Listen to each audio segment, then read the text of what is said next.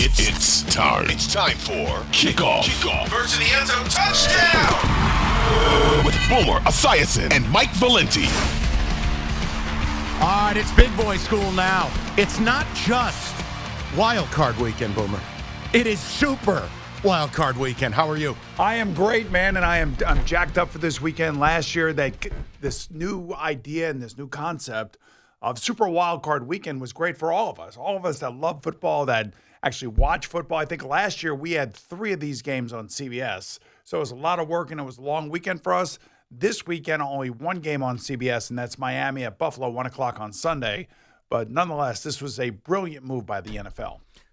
So here's how we're going to structure it. We're going to do most of the playoff stuff in segment 2 and segment 3. We've got league issues. This is the ultimate grab bag. So let's get into the rundown right now. This is the NFL Rundown. All right, so I want to start out. This is near and dear to Boomer's heart. I just have to bring up Patrick Mahomes. He finished the season with 5,614 total offensive yards. He broke Drew Brees' record that was set in 2011. An unbelievable season considering Tyreek Hill is gone. Here was the question I asked. Could Patrick Mahomes take every team in the league to the playoffs as is? Is he that good? I would say at least 28 of the 32 teams he could take to the playoffs. That's how good he is. And, that's wild. You know, he's just such a phenomenal football player. The field is a playground for him. He is unquestioned the 100% NFL MVP. I don't think there's any doubt about that. I know there was talk about Jalen Hurts, 3/4 of the way through the season. He had a great season himself. He led his team to the number 1 seed. But we've never seen a player that had the total package like Patrick Mahomes has had. And when you think about his success from when he finally took over for Alex Smith to where they are now, it's been nothing but brilliance. So, and I don't see that ending anytime soon. Let me ask you a question. Maybe this is dumb. Do you think losing Hill made him a better quarterback? There's less backyard plays. I mean, there's still some, don't get me wrong, and he Always still will take off with it from now and again. And, they're trying to get Kadarius Toney and McCole Hardman to fill that role, that speed role that Tyreek Hill was for him. But I think, he's getting older. He's refined himself as a true NFL quarterback. He is the unquestioned leader. There's the respect from the players that you only a handful of guys in this league have at this position. And, he's probably the leader in that category as well. Now, the Jets. And let me be the first to say, you just hate to see it. We've got issues galore. Let's start out, go with Woody Johnson. It's the overriding one, the owner. Paraphrasing, I'm going to make a splash. The quarterback's the missing piece. Boomer, do you believe he'll deliver on it? And the second problem, who? Yeah, well, I don't know who, but I do believe, and I know Woody personally. I haven't talked to him about this issue, but I know that the owners here in New York will spend the money. Every single owner for every single team, maybe with the exception of the Devils, will spend the money up to the point where you can't spend anymore to try to get a winner. That's how competitive it is here off the field. So I believe Mr. Johnson when he definitely says that, but I can't sit here and tell you that I know who they're going to pay or whether they're going to trade for somebody. It's the only way. The only way they're going to get a quarterback worth paying this offseason is to trade. Right. So here's the other thing, too. Derek Carr, they could trade for him, and they could give him a new contract. If they do that, then they're moving on from Zach Wilson. We all know that. So if he's out there saying words like that and leading you to believe that he's going to be spending like that, then that tells you that they are moving on from Zach Wilson this offseason. Is there a happy medium in a way that you could keep Zach Wilson for another year and bring somebody else in and still have more success? That also means that most likely Mike White is gone. Right, but here's the problem. You're trying to thread a needle, and I don't know if the juice is worth the squeeze. If you bring in a table setter, a placeholder, whatever phrase you want to use, and they're successful, you're still getting rid of Zach. It all ends up in the same place. The Choose Your Own Adventure book, the chapter's in the middle. It still ends this way. And by the way, they also fired their offensive coordinator this week. I think I liken this to when Ben McAdoo left the Cowboys to take the OC job in Carolina last year. And it was, fanfare. They brought in Baker Mayfield. Yeah. So how did that work? It didn't. It didn't. So they all got blown out. And that same thing could be happening to the Jets as we sit here. But I like to think that the Jets have a little bit better roster than what Carolina had going into the year last year. And you feel like they have a lot of good young players that if they can come back, especially Breece Hall, that whoever the quarterback is going to be better all for that. They have to fix their offensive line. They had too many injuries there. But I would say this. They are in a spot where whatever decision they make will tell us exactly what we need to know about what they're going to be doing with Zach Wilson. And look, they're at a spot, in my opinion, they have to go all in. You have the roster. You're not going to have it in infinity. You have a coaching staff that, I don't want to say they're up against the ropes, but if next year they disappoint, they could be gone too. You got to go all in, and you got to bring in a franchise quarterback. Well, here's the easiest thing to do. If you want a franchise quarterback like Derek Carr, all they have to do is make a trade with the Raiders because they'll have Derek Carr under contract. But you hate that idea. I don't like it. I don't like it here because I don't think he fits here. Now, if I thought my buddy would get the job in Carolina, Frank Reich, and they could get Derek Carr to come to Carolina, then that kind of makes a little bit more sense to me just because that automatically makes him the best quarterback in that division and with a great head coach. But I don't know if that's going to happen. That would be my dream scenario for Carolina. But for the New York Jets, I don't necessarily know that I like Derek Carr's kind of like, I don't know how to say this, but he's just a very straight-laced guy here in New York. That's why I said Baker Mayfield would be a lot of fun here. I don't know if it would be successful, but it would be a lot of fun here. The other guy that you could look at, but you'd have to take into account his injury history, is Jimmy Garoppolo. Oh, no. Can I just veto that the way you vetoed Derek Carr? All right, so I want you to give me your solution. Okay, great. Then let's go to him right now because this dude's done with his current team. Lamar Jackson. Now, listen, I wouldn't do it, but if you're asking, here's the thing I can say, almost factually, almost. This is the only franchise quarterback that might become available because of what I'm about to talk about now. So we'll get back to the Jets in a second. Team not commenting on your injury. You're on the sidelines dressed like a 12-year-old kid with a winter hat and your Oakleys and the rest. You decide to go to social media and go, look at me, look at me.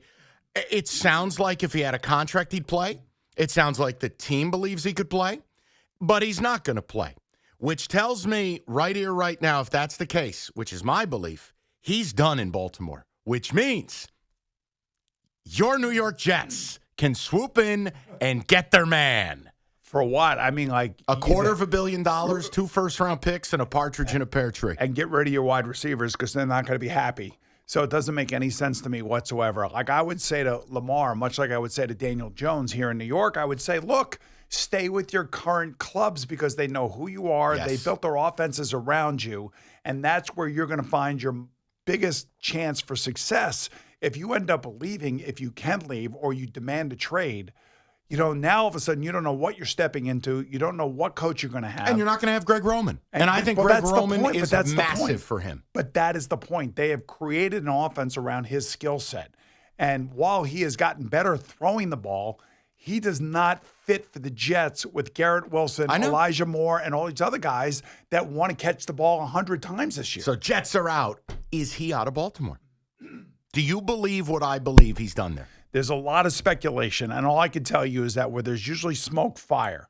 And smoke, fire, what it tells me, and the way that John Harbaugh reacted last week to this very question about whether or not Lamar Jackson was going to be able to play against the Bengals in Week 18 tells me that, you know what, they think he can play. And what he did this week was a double birds. And I don't want to do that for the camera. It's a children's program. That was a double hockey sticks to the franchise. And here's something else that happened this week. They gave a new contract to Roquan Smith. Yes, 5 at 100. And Roquan Smith is representing himself, much like Lamar Jackson is representing himself. So that also is like a little shot across the bow that we can get a deal done with somebody who's representing himself, who is reasonable, where this guy is going to make about $60 million in the first 3 years of his contract. And at the end of it, if he sees all of it, make $100 million, which seems fair to me, especially with the position he plays. Last question, and it's just based on, you played in a different era. You're old school about it. There were different expectations. But if he can play, you have to balance protecting himself because he doesn't have a contract. We all saw what happened to RG 3 years ago. Where do you lie on this? Is there any amount of you that goes, all right, I kind of get what he's doing based on he might lose $250 million? Or do you go, F that, all in for the team, et cetera, you owe? So I did that playoff game where RG3 played with the bad knee against Seattle and Washington. And I sat there and I gushed over the leadership qualities, the toughness, what it meant to him, and all the aspects of respect in the locker room for being out there under those conditions. I could say the same thing about Phillip Rivers when he played for the Chargers and they went to New England. Now, LaDainian Tomlinson, right? He had an ACL. LaDainian Tomlinson had the same thing and couldn't play, but he's a running back. It's a completely different set of circumstances. This is like a quarterback, running back combined with a knee injury. And his game is running the football. So the last thing he wants to do is go out on the field and risk further injury to his leg. So I respect that part of it, especially because now the money that is on the other side of it. So I get it what he's doing, if in fact that is what he's doing. But I also understand that if you are the coach and you think he can play and he's not playing, now I don't see how you could bring him back to your team under those conditions, if in fact that is the accurate aspect of the condition. He's gone. All right, so I want to ask you about – that was me saying that. I want to ask you about Sean Payton real quick, just based on this. Is any coach in football, like Sean Payton, the discussion about the Saints wanting a first-round pick to get him, Boomer, is any coach in your mind worth that type of compensation? Yes, and for a number of reasons. We've seen this before with Bill Parcells coming to the Jets, and then, what's his name? Gruden. Bill Belichick going back, and then Gruden going to the Bucs. So we've seen this in the history in the NFL. Here's why it's so important for the coach. Number one, the owner who presents that coach to his fan base immediately sells all sorts of stuff around that coach, whether it be season tickets, sponsorship packages. The business side of the building is like standing up and cheering because their job just got significantly easier. So that's a big part of it. That's the respect part and the reputation part that is being sold to the fan base. The other part is if he does go to Denver and he has Russell Wilson, I would think that his cachet, his credibility, he'd walk in the room and Russell Wilson would sit up straight and tall and say, I know that you're the unquestioned leader of this team. Please don't take that job. Please don't take that job. Russell Wilson played pretty good the last 2 weeks. I know. If you're Sean Payton, you have your pick of the litter. You could wait another year.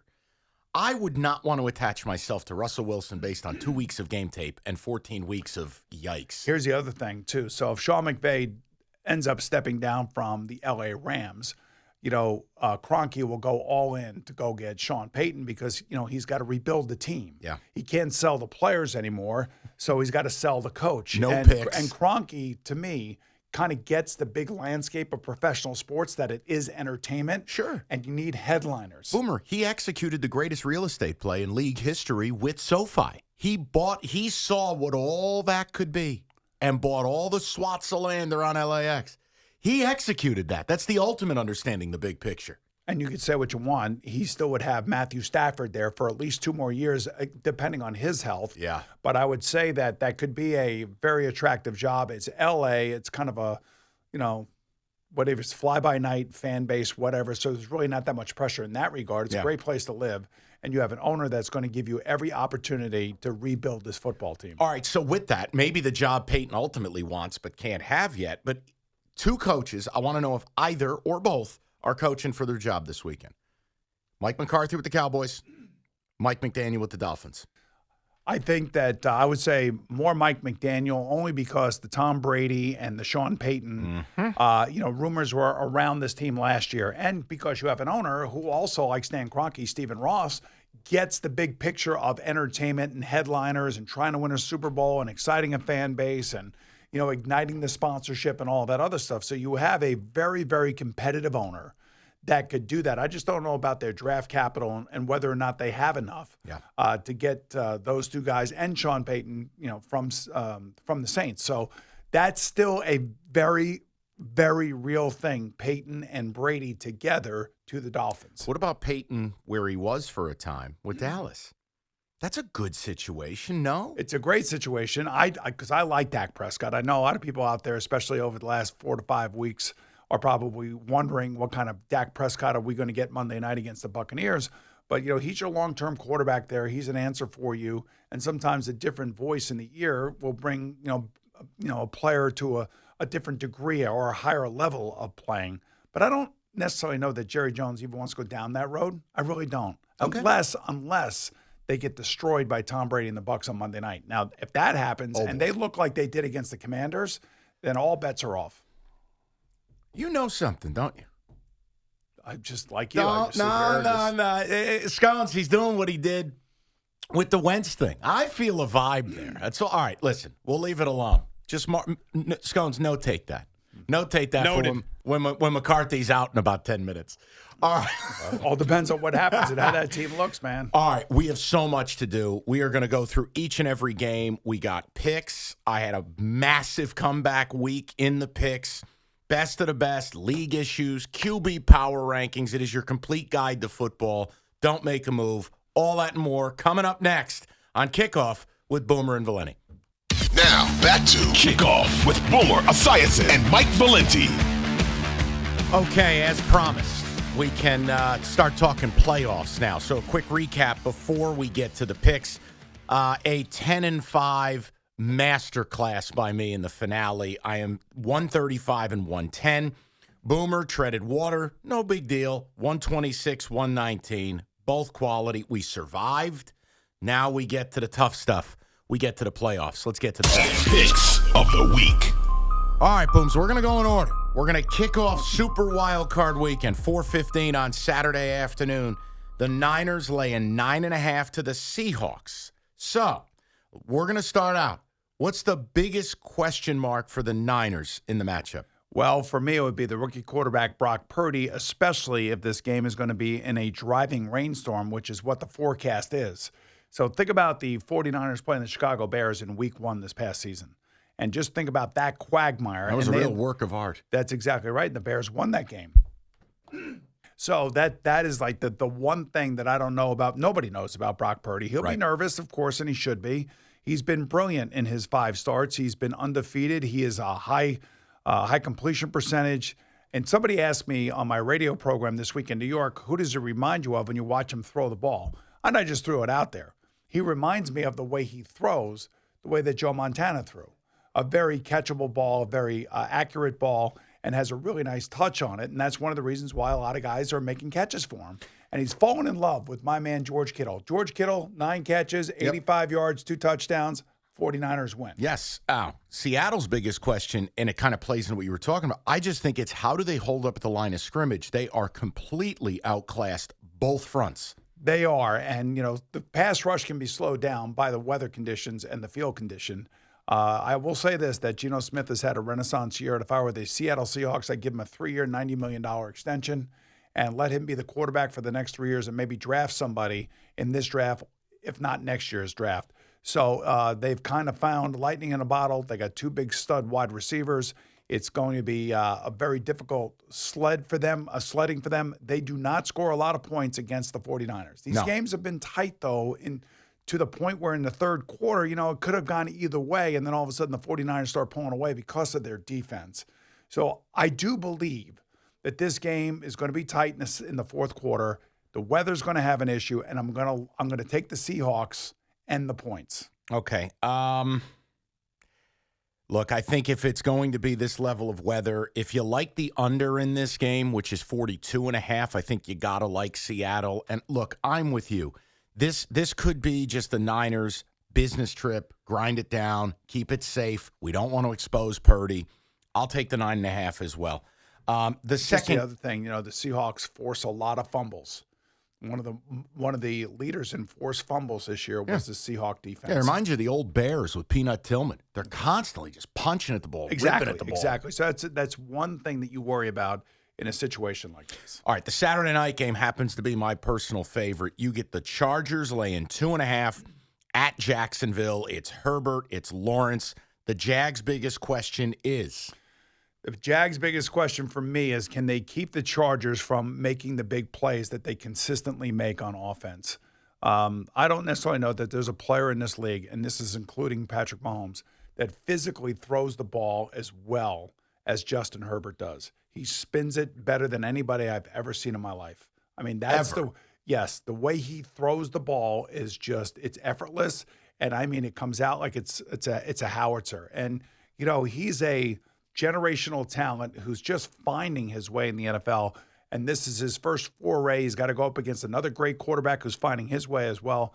But I think this is going to be the highest scoring game of the weekend, combined both teams. And I do like the Chargers here. Ooh. And I do like Justin Herbert here. See, for me, from the question standpoint, like the Chargers don't stop the run.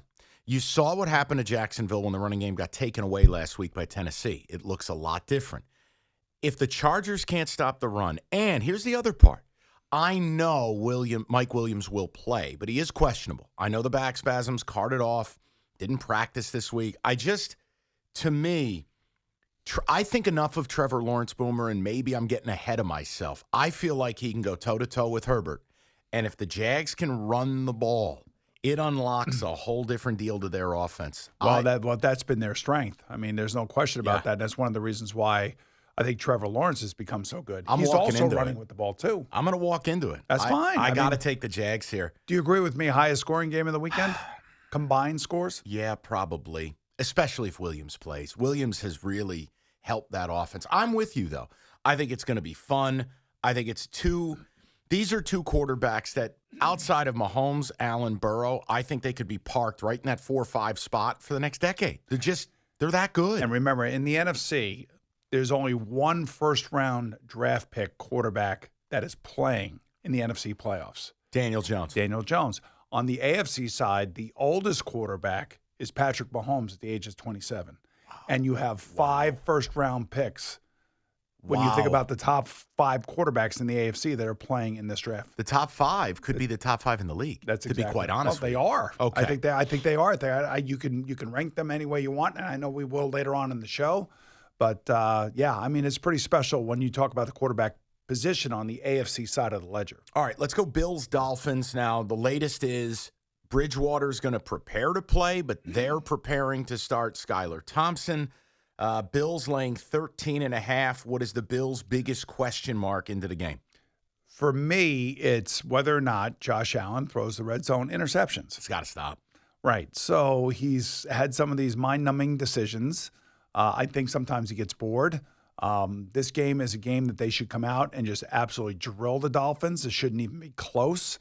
Skylar Thompson against the Jets last week was just absolutely awful. It's not his fault. He's just in way over his head. Right. Now, he does have Tyreek Hill, and they do have Jalen Waddle, and they do have enough on offense, to make some plays here or there, but consistently go out there and convert third down, I just don't see it. Can they copy what they did just a couple weeks ago when they went to Buffalo? I know they had Tua, but they ran the football. They pounded the rock, and the Bills, they couldn't stop it. That's exactly the only way I think they can win. I think they have to win on special teams with a score, a block, something of that nature.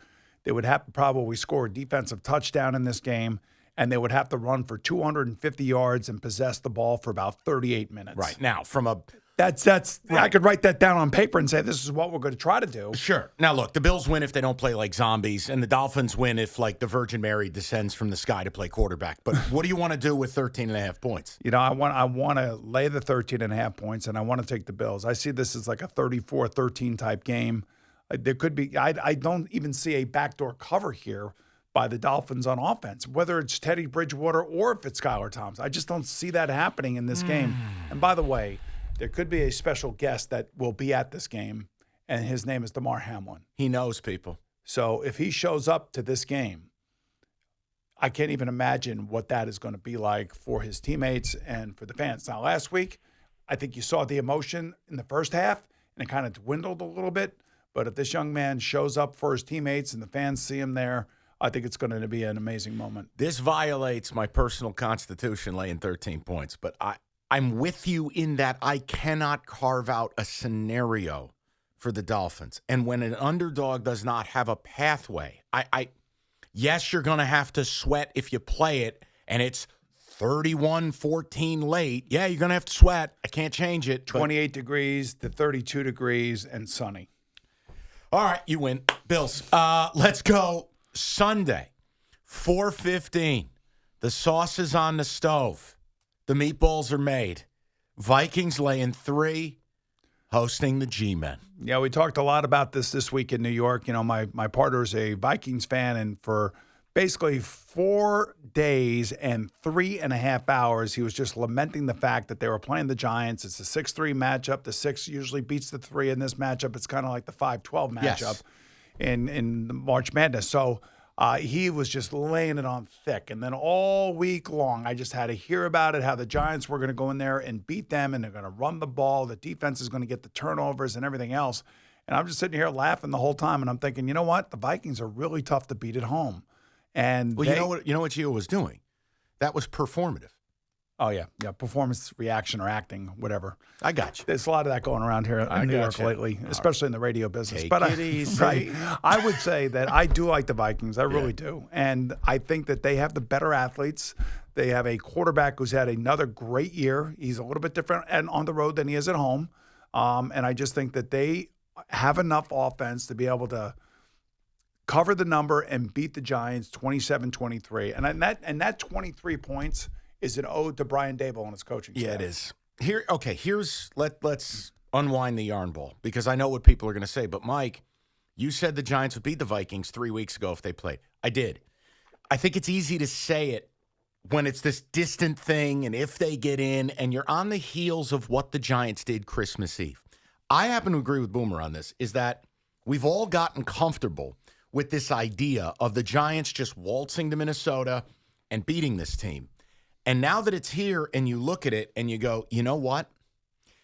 I actually don't think this is going to happen, because this is what happens to Cinderella. I'm not comping it to the national title game of college football. But when you've skated and you've overachieved all year and you've gotten to a place, generally the clock hits midnight and your Uber's arrived and you get stuffed into a body bag and it's over. I'm terrified that the Giants are this public darling this week. And reality's, rent's due. Yeah. So I'm kind of with you on this, and I hope I'm wrong. I mean, the food's going to be good Sunday, but, I'm kind of worried. So, yes, I think I'm going to take the Vikings and lay the 3. All right, so let me ask you this. Who do you give the advantage to when it comes to coaching in this game? You got to give it to the Giants. I mean, you got to give it to... Based on Martindale alone. Oh, well, Mike Kafka and Brian Daboll, look what they've done with Daniel Jones. So Daniel Jones went from having, I think, 24 or 23 turnovers his rookie year to this year only 3 fumbles and 5 interceptions. Oh, that's an incredible year from that standpoint. Now, he hasn't generated a lot of points and a lot of touchdown passes, but he runs with the ball, and he's added to the 4th overall rushing offense in football. And honestly, I just really want to thank Kenny Golladay for his participation, or not. So here's my one thing. The Giants, as good as they've been defensively, tightening up in the red zone, you can run it on them. You know Minnesota can lean on that. And look, Dexter Lawrence got some rest. Leonard Williams got some rest. They're getting – stop me if you've heard this before. Yes. They're getting Adoree Jackson back this week. You know what scared me? Xavier McKinney opening his mouth. Yeah. Well, why?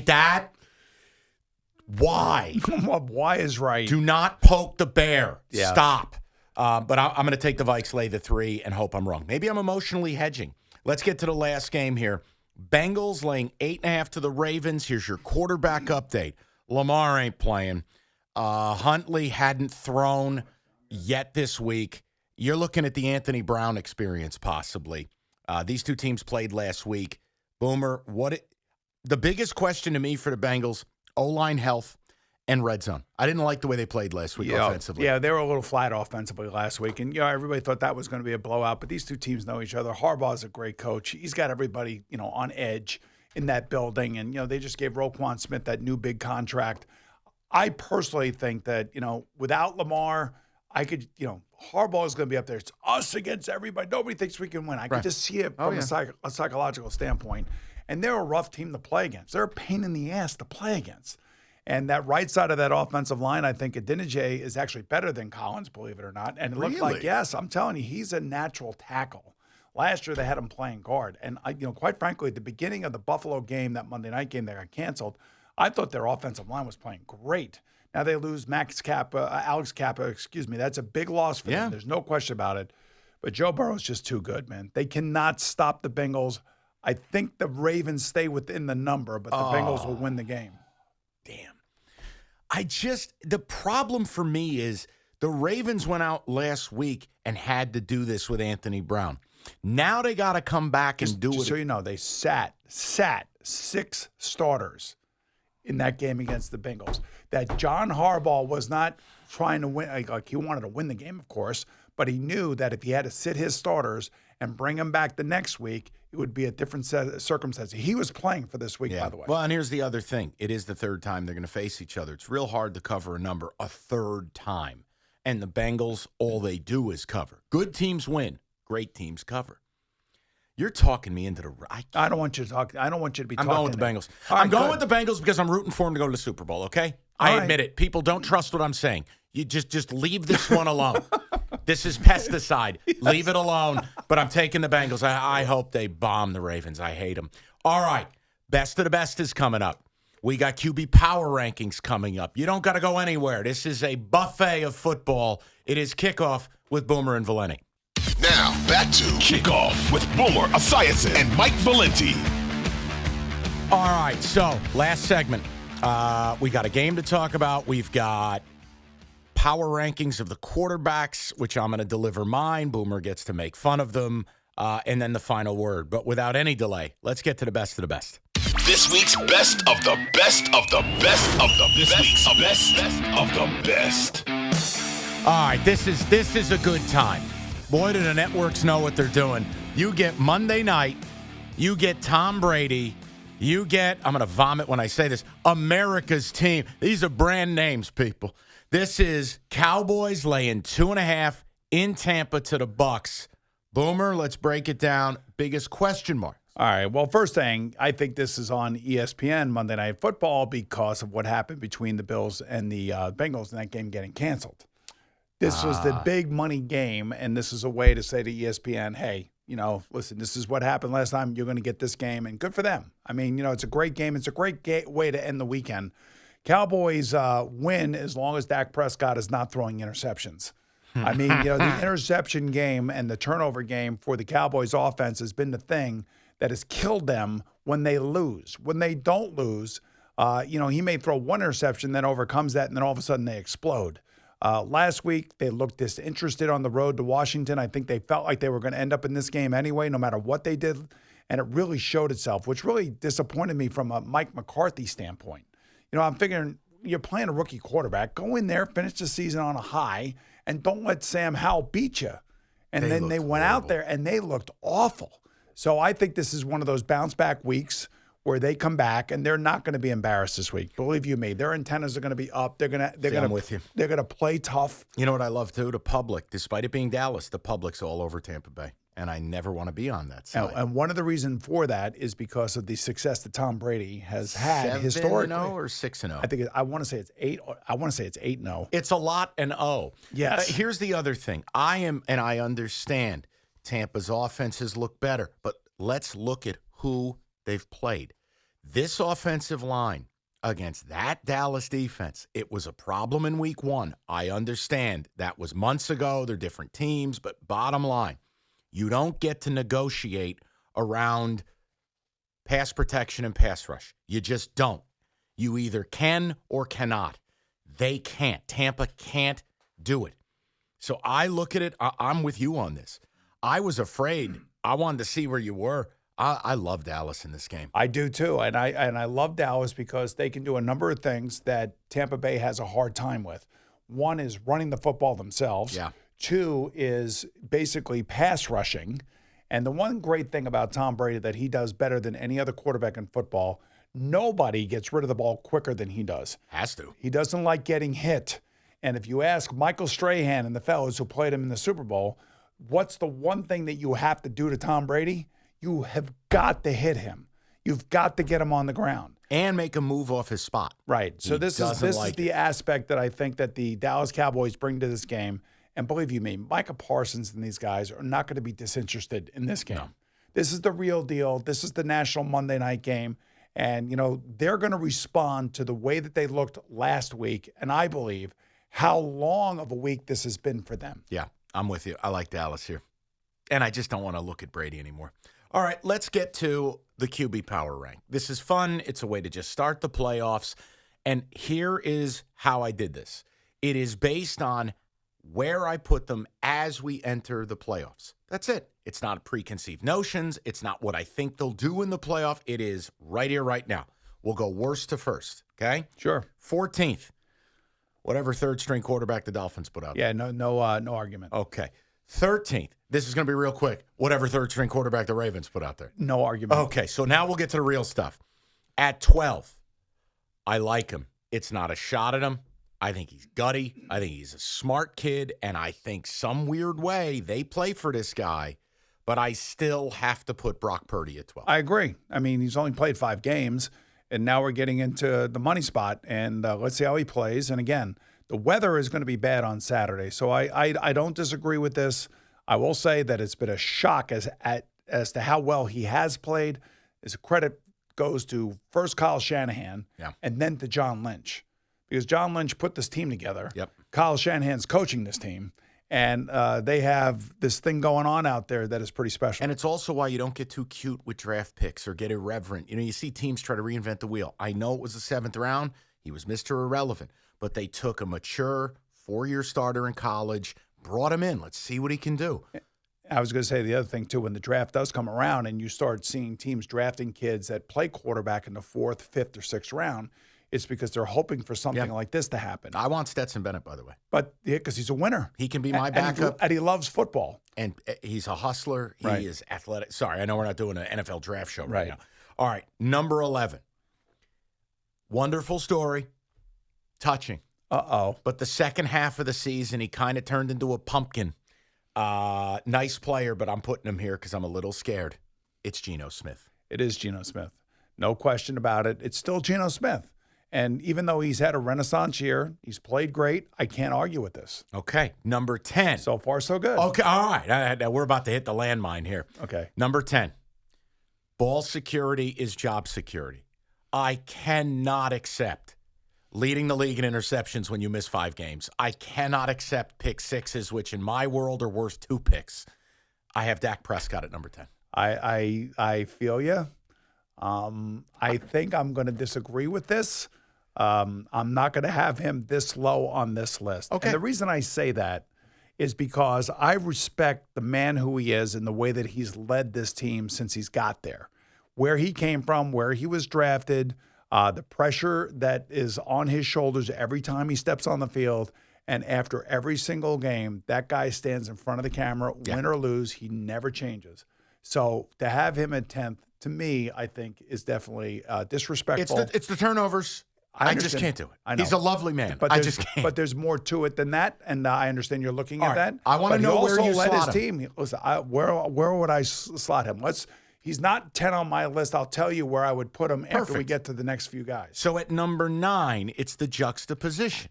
That while the player I just listed is absolutely better, I'm lacking in trust.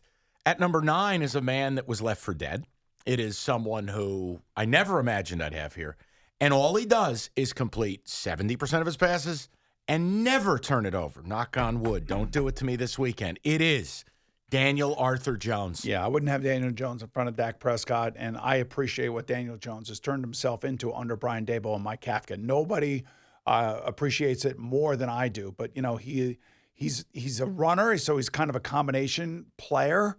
The passing aspect of it has to get better, but then again, he doesn't have the superstars around to throw him. to. So I would say, from a leader standpoint, he owns the locker room. He's a really good, solid, inspiring player. But I still would not have him in front of Dak Prescott. You'd have Jones at 10. You'd have Dak at least 9. Right now, yes, Dak is moving up, up, and some of your guys are moving down. Here's the one I'm least comfortable with. Okay. At number 8, the GOAT. The greatest quarterback I've ever seen, but yikes. I don't like him anymore. Tom Brady. Yeah, I think he's missing Bruce Arians. I think that there needs to be an adult on that sideline because he's running that team. But he's running that team, I feel like, and this is his biggest problem. I would take him in any playoff game for any team in this playoff run here, with the exception of 2 guys, and that would be Joe Burrow and Patrick Mahomes. So I think he's also low on the list. Okay. So I'm not happy with that. Would you have Dak below Brady? Yes, I would. You would. Okay, so then 7, Kirk Cousins. You'd have Brady ahead of Cousins? I would, yes, 100%. Would you have Dak ahead of Cousins? I would not. Okay, so then Dak would slot in at 8. Yes. Cousins at 7. Right. At 6, this is caveat. Where's Brady? Is he at 6 now, or where's Oh, that's your world. I got Brady at 8. Okay. At 6, here's the caveat. Yeah. Based on what I saw last week and based on what I think we're going to see, it is the limited, hesitant to run version of Jalen Hurts at 6. Yeah, I would, because of the guy that we saw prior to getting hurt, I have to take that into account. He's not better than the top 5 guys that I would have on my list, and he could be at 6. And if I had to take him over Brady in a playoff game right now, there's no way I'm taking Brady. Okay.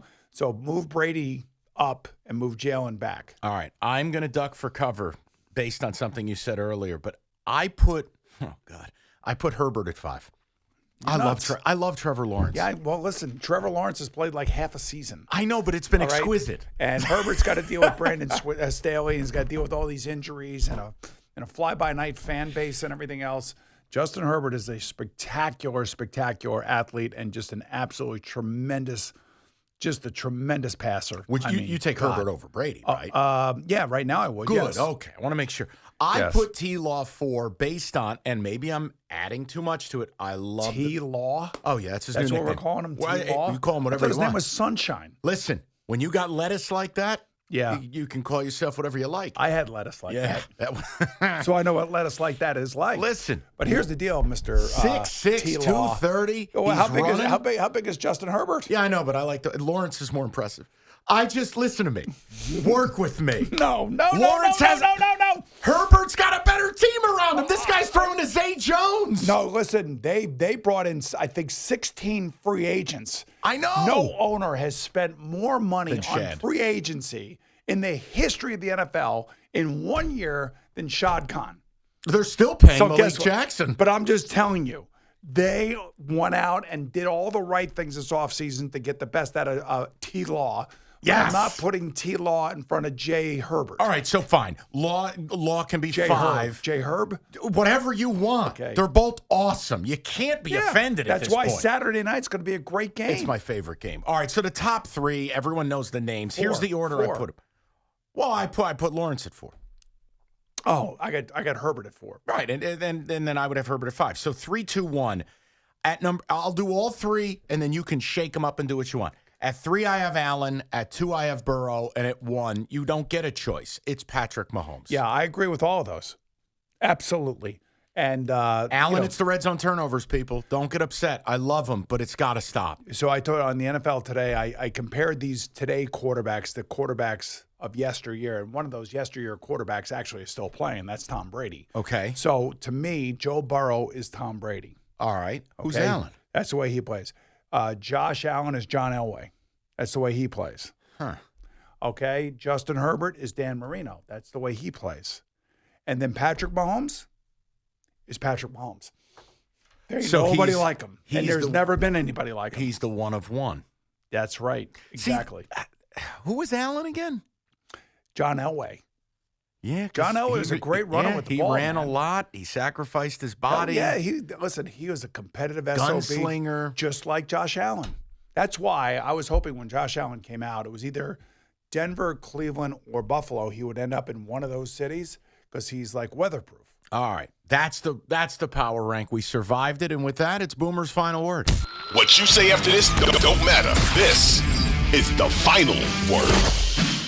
All righty, man. I'll tell you what, Super Wildcard Weekend, what a great idea by the NFL. We talked about this at the top of the show. It's a great way to market your best young players, to get more fan bases involved, to get the TV networks involved, and we go from Saturday afternoon to Monday night. This is what it's all about. Last year, the playoffs proved to be amazing football. I don't know what will be so amazing this week just because of the condition of the quarterbacks in Miami and Baltimore, but I do think that we are off to a rousing start, especially on the AFC side with those top 5 quarterbacks. Yeah, and look, you wait all year for it. It's here. Enjoy it. They've set it up for television. They've set it up to spread this deal out. And if you're like me and your team, you never expected them to be here, Whatever happens, happens. I think it is house money. Guys, we'll be back next week. We'll break it all down. We'll do it all again. And we'll get to week 20. It's Kickoff with Boomer and Valenti. It's Kickoff with Boomer and Valenti.